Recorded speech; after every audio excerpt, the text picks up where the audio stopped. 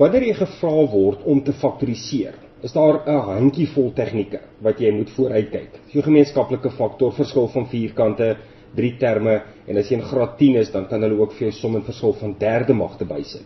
Enige iets anders, soos jou groepering byvoorbeeld, of die uithaal van hakkies, of die omgooi van terme binne in hakkies, val alles eintlik onder gemeenskaplike faktor. So jy moet net daardie 4 tegnieke kan identifiseer.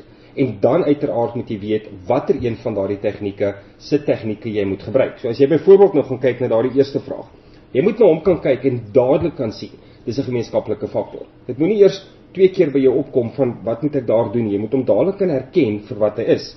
Dieselfde met die volgende ene, jy moet hom kan herken vir wat hy is, en dieselfde met al die ander wat hulle daar vir jou gee.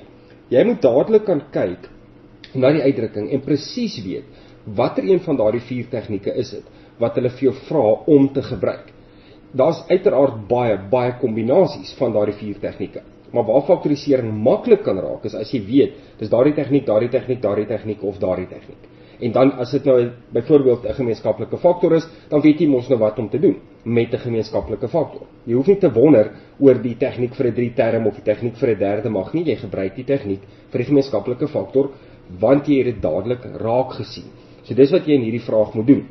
Ons het 'n paar verskillende variasies van faktoriseringstegnieke, en jy moet na daardie 5 vrae kyk, en jy moet hom dadelik kan identifiseer vir wat hy is, en dan die regte tegniek op hom kan toepas, om dan die vraag te beantwoord, naamlik om te faktoriseer. En nou moet jy natuurlik net onthou, hulle vra faktoriseer volledig.